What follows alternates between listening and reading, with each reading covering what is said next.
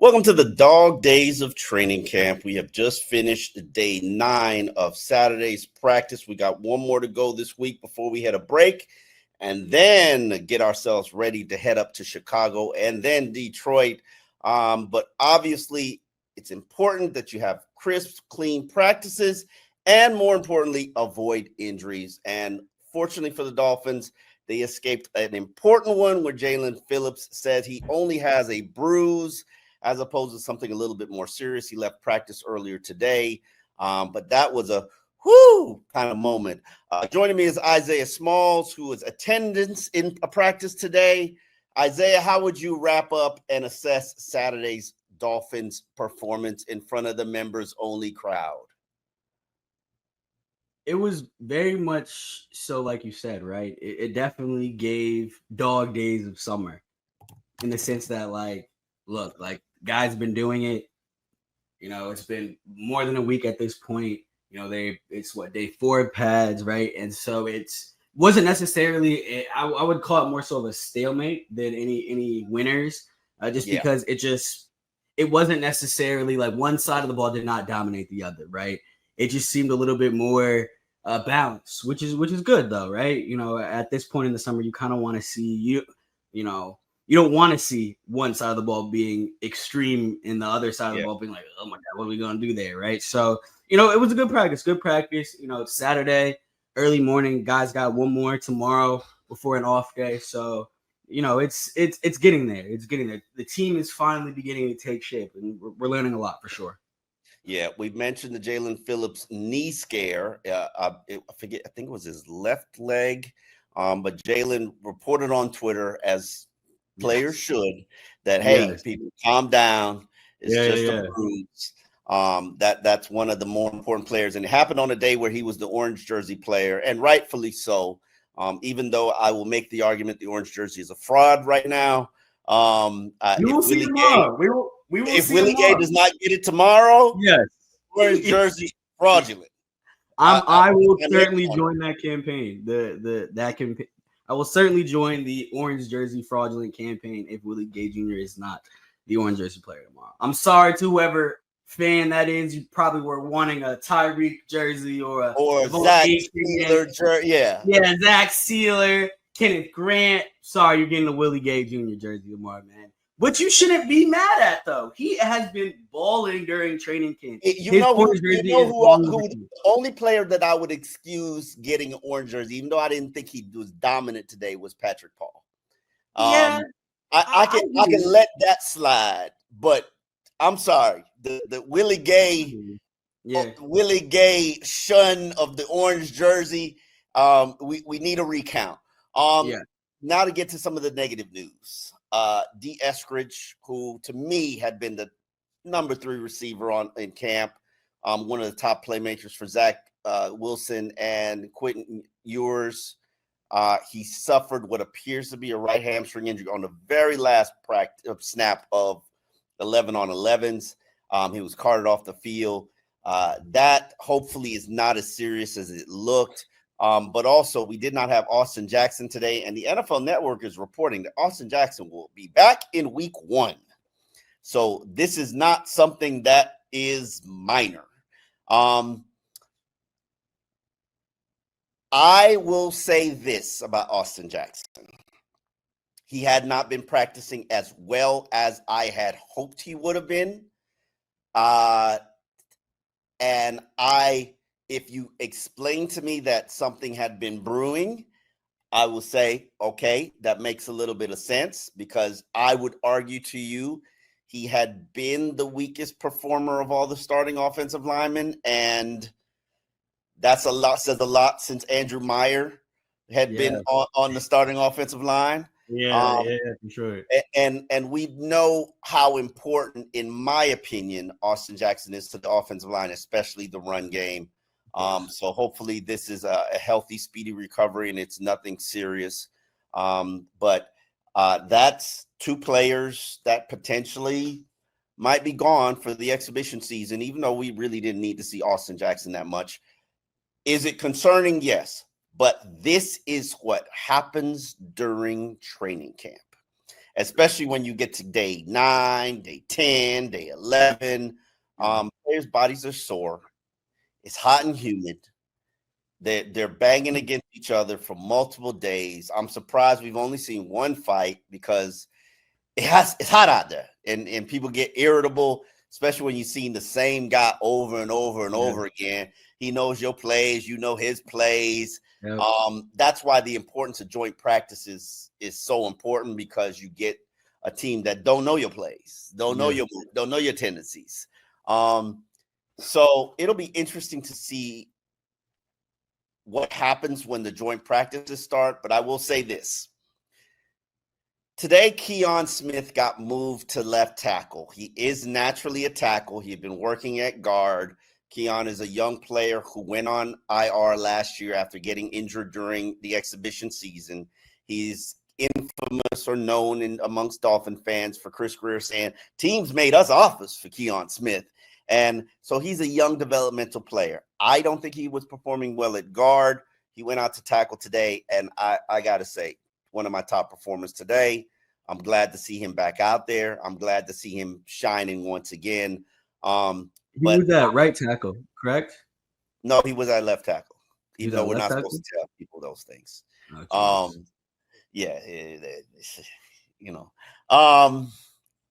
Now, in one-on-ones, the right tackles who replaced Austin Jackson, they lost every rep. Every single one of the reps, they lost. Now, I will say this. They were not that bad during 11-on-11s, but a lot of that had to do with Jaelan Phillips not being there. But Grayson Murphy had his moments and did his thing. And Grayson Murphy is also one of the top performers that I've seen during training camp. But for sure, probably because he's whooping up on some very inferior offensive tackles. Ryan Hayes and Larry Borum. Ooh. Now, how concerned are you about Austin Jackson missing 3 weeks of work? I mean, very concerned, right? We cannot overstate the importance of these days from a chemistry perspective. Yes. When you're talking about the offensive line, you got to realize that they work as a unit, right? Like if one guy's missing a block, the whole play is done, right? And so for a new offensive line trying to come together, there's 3 new players on that offensive line between Patrick Paul, Jonah Savai, and James Daniels. That's 3 new players, right? And you need as much time as possible just to get these guys to gel. And without Brew being there for the first a little bit over a week, now he's back. And now with him coming back, now someone else is gone. It just, to me, it doesn't necessarily bode well for the chemistry. Individually, these guys have looked solid, save for Austin Jackson, who, as you mentioned earlier, hasn't looked up to the standard that we believe that he can play at, right? And so it just, to me, I'm just concerned about the chemistry, right? Hopefully they'll be able to get it figured out. Hopefully Jackson won't be gone as long as they say, right? They said week 1. Hopefully he can come back beforehand just so that they can just continue to work on that chemistry. Because look, between what we've seen from Patrick Paul, what we know of Austin Jackson, what we've seen from James Daniels, I was getting excited about the potential of this offensive line.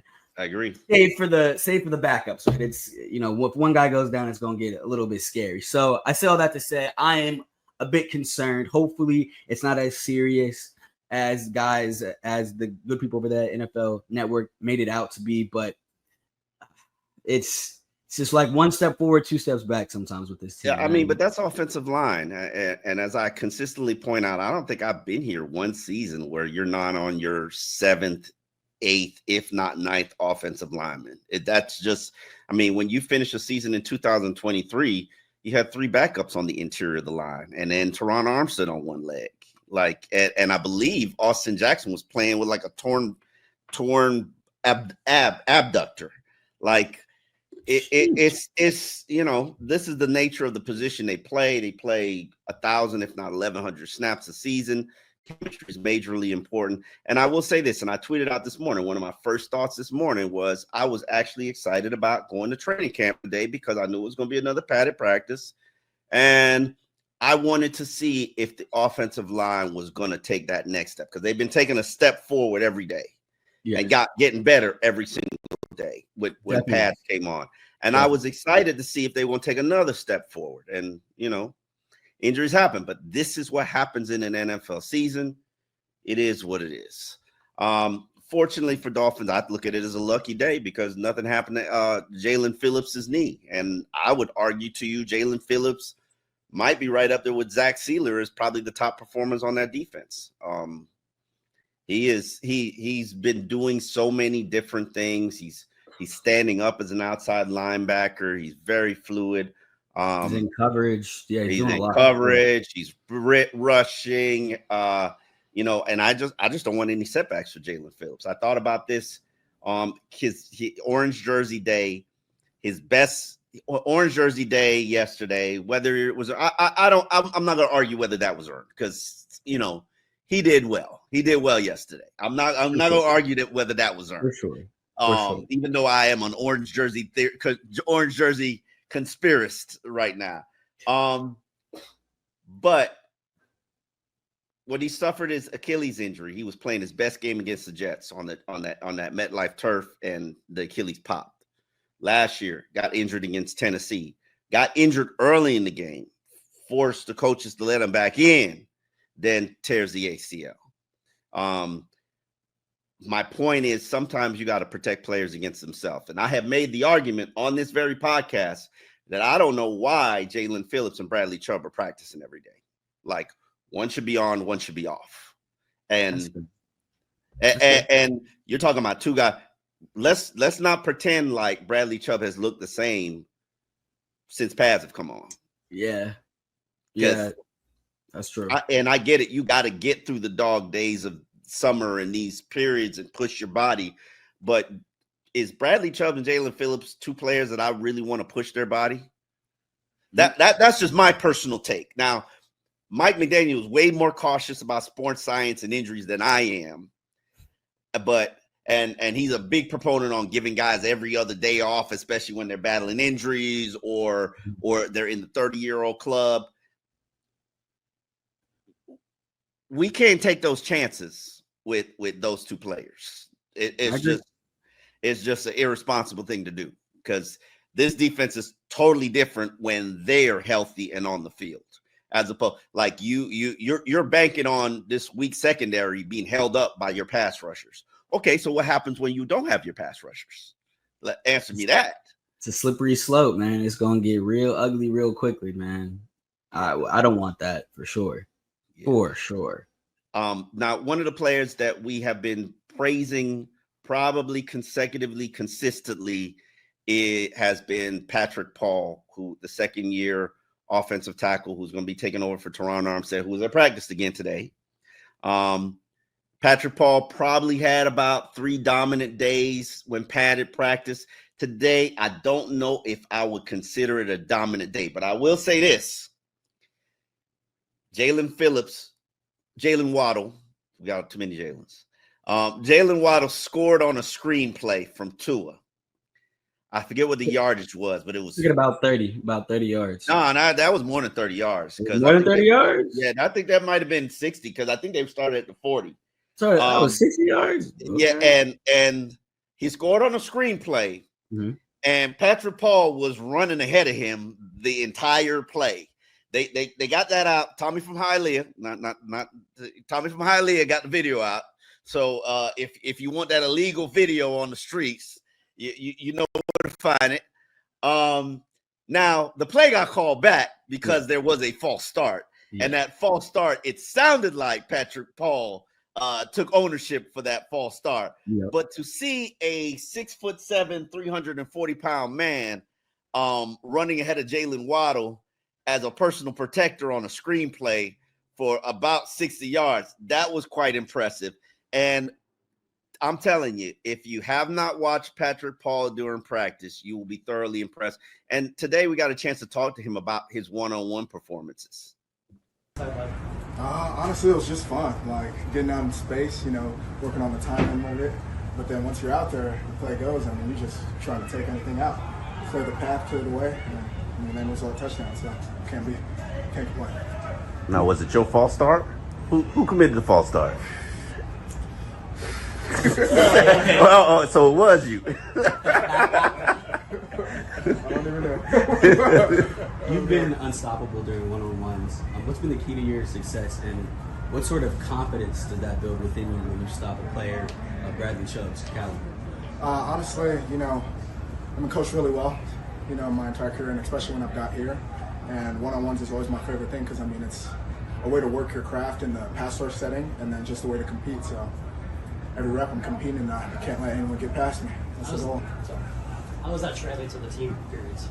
Honestly, it was just working your craft. If you can stop someone in one-on-ones, you can definitely stop them in the team period. So it's just really working different sets and different angles, different techniques with your hands. It's where you really get to try it without all that pressure of like, oh yeah, I'm in a team set. So yeah. I saw you were shooting Teron some looks yesterday after every stop. What were you saying, if you feel comfortable telling us? What were you telling him during that? Like whenever I come off? Yeah. It looked like you would like win your rep, walk off, and look right at him. What were you saying to him? Honestly, he was just coaching me up, any little detail he might see, or just giving me props to what he's done, and then we would just talk about the next rep, what he might want to see, different technique or a different approach, be more aggressive, be less aggressive, just like. What was it like to have Brew back in there? Oh, it was good. It was good. We're flowing better. How does it? Unfortunately, Austin wasn't, so we still don't have the whole group together. But how much will the work between now and the first game, when you do all get together, how will that help? I think it's going to be great to just get the chemistry and build those log reps. You kind of mentioned a little while back when we had asked you about the possibility of Teron being out here, and you were like, no, he's doing his media stuff now. We won't see him almost. How much of a nice surprise was it to see him out there yesterday and then today? It was a great surprise, honestly. He's still doing his media stuff out here now, so yeah, but it was definitely great seeing him. He's out there right now, so I'm going to see him after this. Yeah, we got Teron Armstead, who is showing up for practice. He's been here for 2 days. I'm pretty sure he'll be there tomorrow. It's great to see him still coaching up the players and his teammates. At this point, I thought about this the other day when I was driving.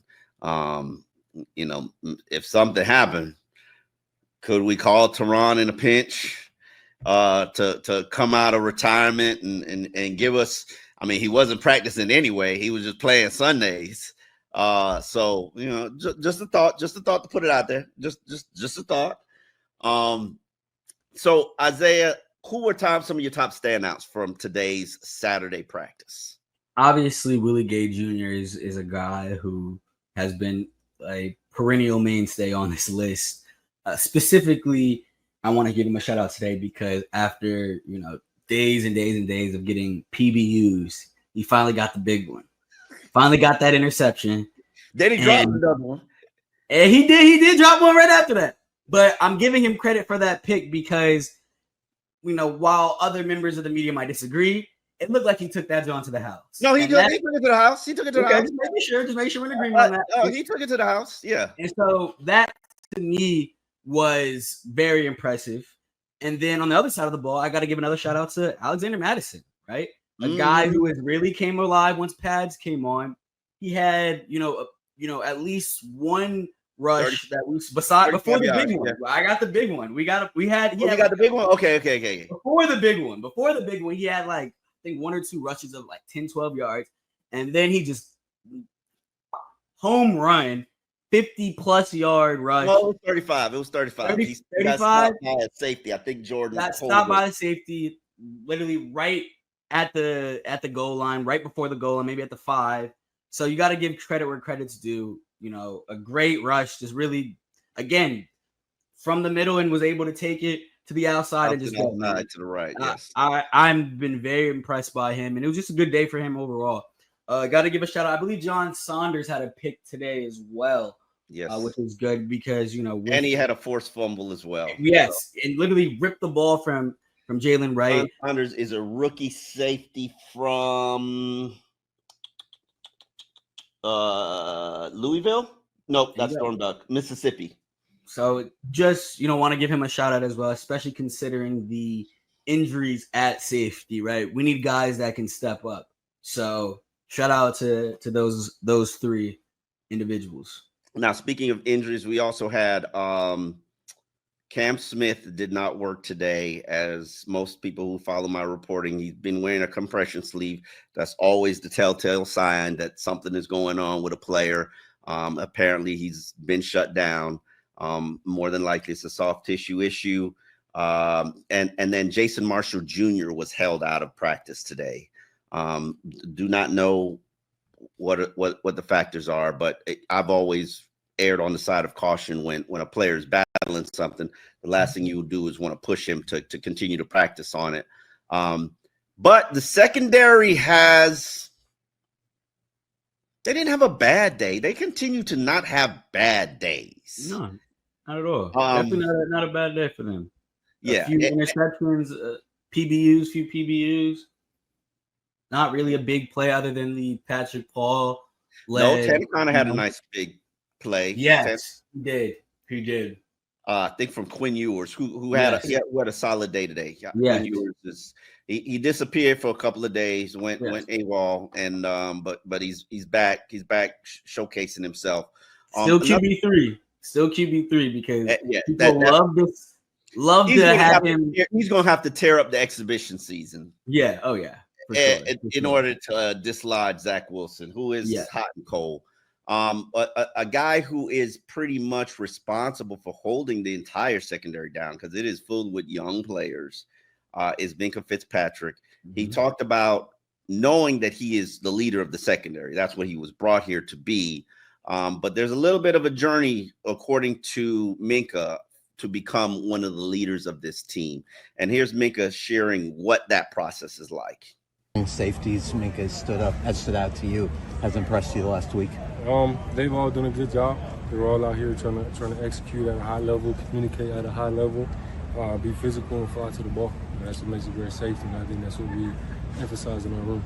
Things you see about Elijah Campbell, he's been here for a while, very capable player, just what you see in him. Like you say, he's a guy that's been in the system. He knows it at a high level. There's times where he's helping me, making sure I'm in the right spot and communicating with me. He's a versatile guy. He can play the nickel, he can play dime, he can play safety.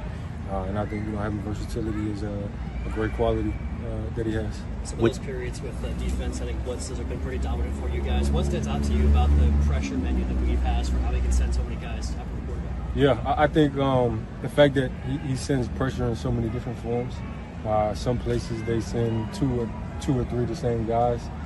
Here it could be literally anybody, and it all comes from a similar look. So I think when offenses are lining up and they see us, they know that it could come from any direction. I think that gives them a little bit of angst and has them play a little bit more on their heels. Are the quarterbacks kind of communicating to you guys how difficult that's been for them to pick up out here?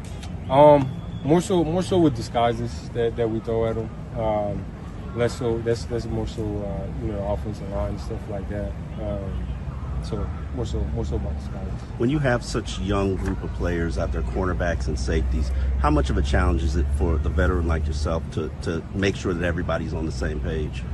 Whether we had young guys or old vets out there, I think communication, playing on the string, being on the same page is something that's crucial. Me just getting here, I think that's like the main thing that I'm harping on for myself. You know what I'm saying? Making sure I'm on the same page as the safety opposite from me, the corner on my side, the nickel on my side, the backer on my side.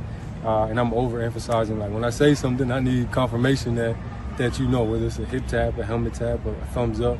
I need to know that, that you receive what I said. Yeah.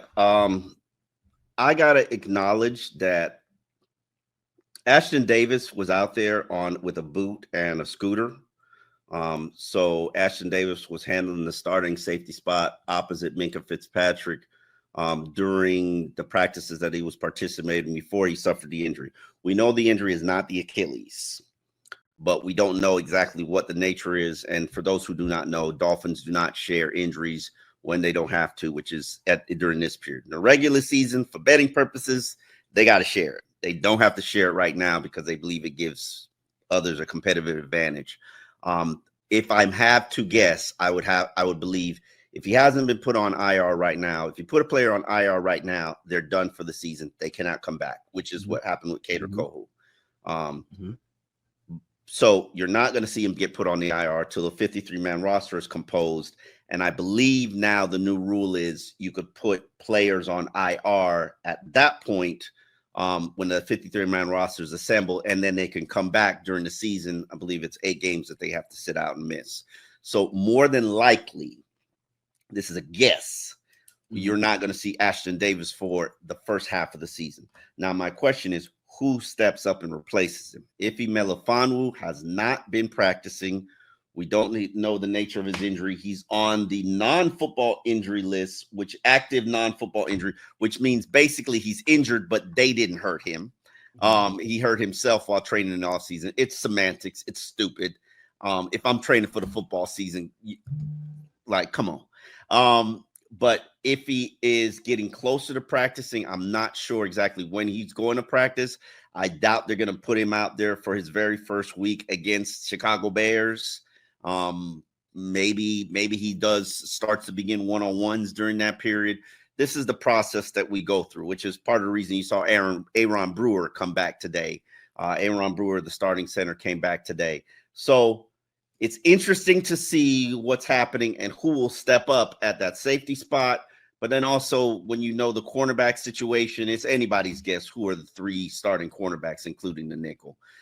Isaiah, I wanted to ask you before we wrap up this episode, give me 3 things that you want to see get done, accomplished, get some answers to before we head up there to Chicago. Well, first things first, I want to see a interception from Storm Duck, right? Either Storm Duck or you want to take an interception from any cornerback? No. I'll say no. I'm going to extend it from either Storm Duck or Kendall Sheffield. And I say that because they are 2 of the better corners on this roster, right? See what I did there? Yeah. They are 2 of the better corners on this roster. And so with their, I'll extend it one more, even Mike Hilton. Those are to me, as it stands right now, those to me are the top 3 corners on this roster. With Jack Jones being just under them, I want to see a pick from either of them. You know, one of the biggest issues from last year is that the secondary wasn't good at creating turnovers. It just wasn't. Point blank. I think you're asking for too much right now. Well, look, that's what I'm here for. You asking me what I want to see. Okay, I think you're asking for too much right now. That's fine. I'm just trying not to get. If I'm them, I'm just trying not to get roasted every day. That's fine. It's listen, I can have a nice, solid career batting down balls in the NFL. Byron Jones made $48 million batting down balls. He barely ever had an interception. Now, that's fair. That's fair. You got high standards. I have high standards. I have high standards. Number 2, I'm gonna stay on that side of the ball. You know what guy's name who we haven't called much recently? Kenneth Grant. Kenneth Grant.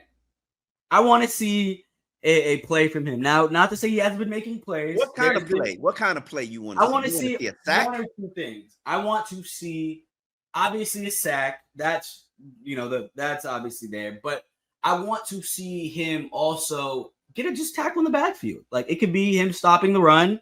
It could be, him stopping a receiver on an end around just to make a play in the backfield.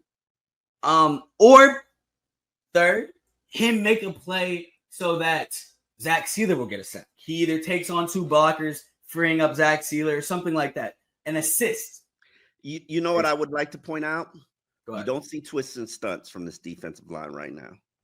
You're seeing a very basic rush with blitzing elements. I hope I didn't give too much away.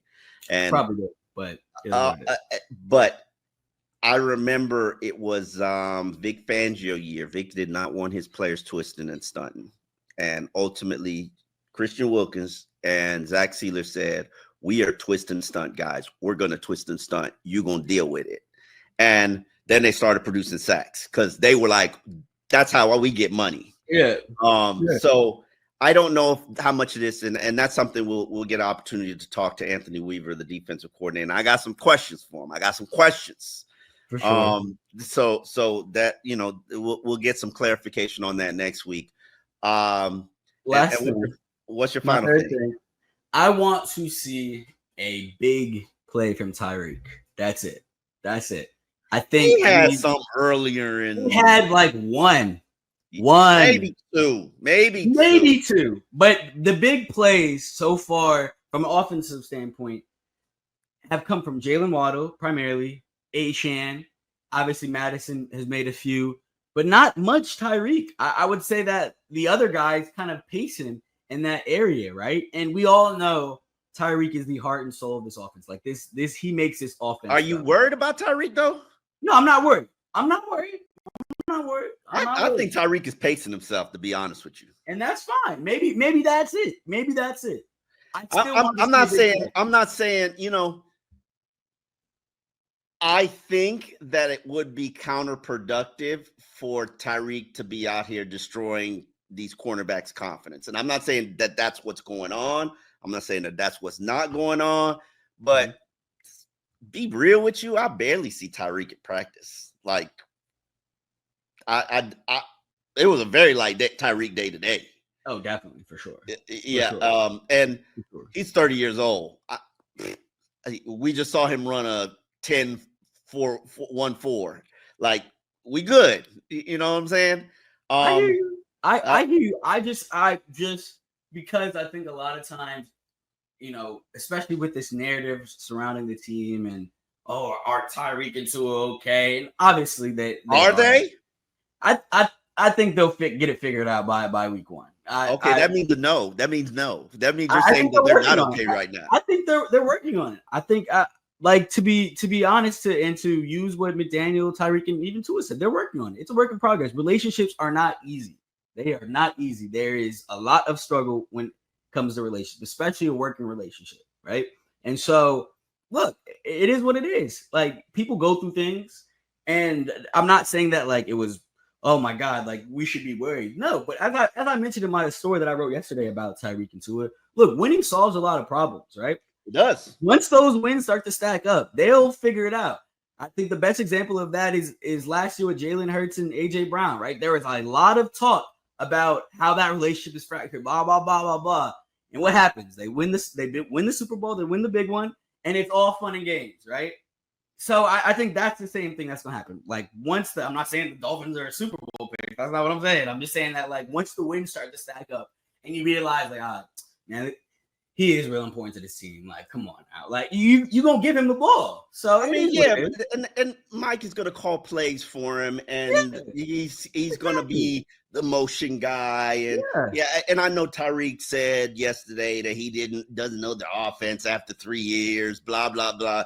Yeah, as if you follow this podcast, you know Tyreek is a habitual liar, and Tyreek just says things for attention and headlines, and Tyreek is just Tyreek. Like you gotta if you don't know this by now, something is wrong with you. You're not paying attention. But I don't think Mike's doing all that stuff now.